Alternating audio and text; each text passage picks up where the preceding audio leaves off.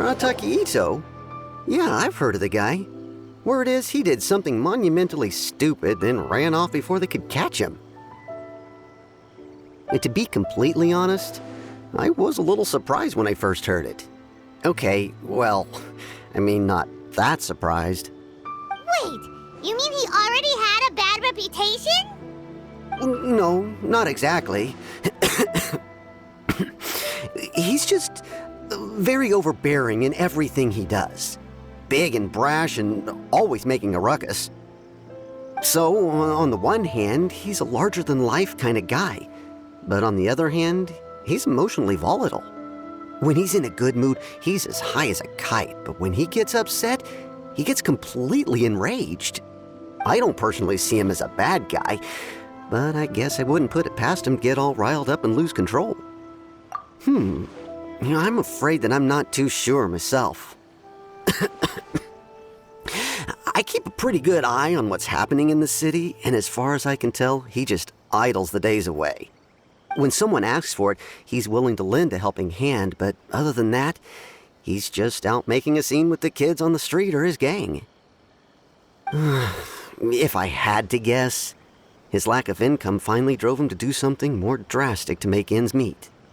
Is it just Paimon, or is this Ito fellow starting to sound pretty weird?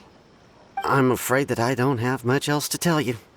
He tends to spend his time with people a little more lively than myself. Perhaps you could try asking around some more. Okay, thanks.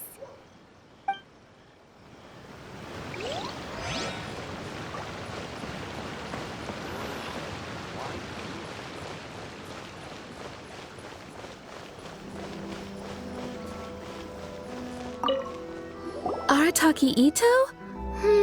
Oh yeah. I heard about that whole thing. I'm sure it must have been a mix-up on the Tenryou Commission's end. He could never do anything so dastardly. Huh? How can you be so sure? Is he really as trustworthy as all that? No, perhaps you misunderstand me. When I said he could never do anything dastardly, I meant he literally doesn't have what it takes. Maybe a story will explain it better. So, he used to spend a lot of time playing rock, paper, scissors and hide and seek with the kids on the streets. Kids, being kids, aren't exactly the most difficult to outsmart. I'm sure you can see what I'm getting at here. He used to lose all the time, sometimes catastrophically. On purpose, though, right? No, not at all. The one time I saw him win, he started jumping around and yelling, "I won! I finally won! I'm unbeatable!" And so on. Then he took the kid's candy as his prize and ate it right there in front of him. Ugh, that's just plain wrong. He did take it way too far that time. The poor kid started crying, so I stepped in and gave Ito a scolding. He was pretty quick to admit that he was fully in the wrong, and it wasn't long before the kid had stopped crying and was laughing and playing again as if nothing had ever happened. In fact, the children quite like playing with him because he's always serious about the stakes and never throws a game on purpose. So, I suppose what I'm trying to say is a guy who can't even beat kids at a children's game really gonna be capable of these kinds of diabolical deeds? Huh. He doesn't sound like a bad guy at all. In fact, he kind of sounds like a man of integrity. Yes, my thoughts exactly. Still, the Tenryou Commission's evidence against him is supposed to be irrefutable. So, I'm not trying to condone his actions or anything. If he really has messed up big time, then he should face the consequences just like anyone else. Thanks for the info. We'll keep asking around.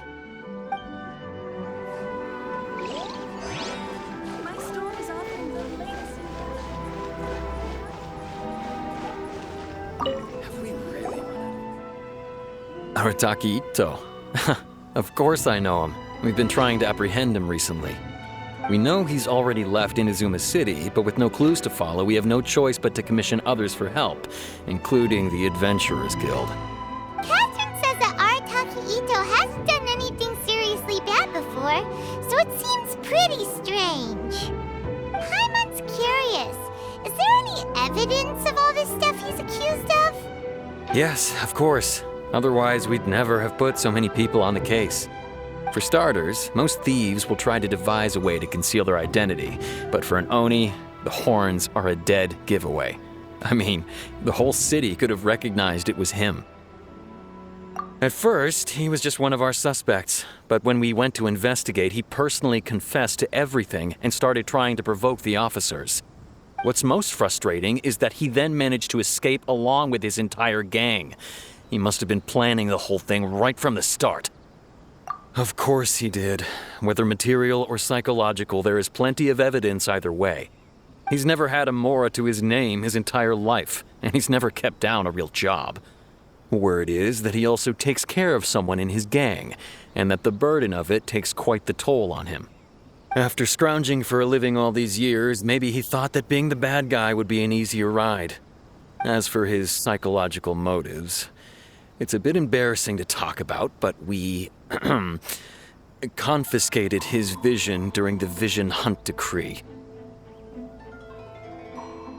At the time, Arataki Ito put up quite a fight.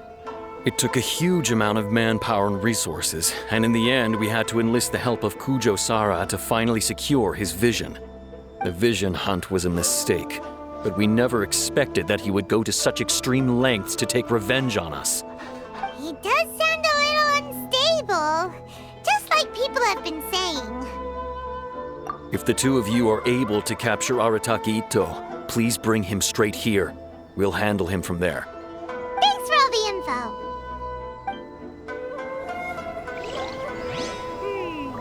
Too bad we still don't know where he could have run off to. We already got word on the street, so maybe it's time to talk to a real specialist. Paimon remembers that there's a detective agency here in Inazuma. Maybe we can try asking there. Day's work.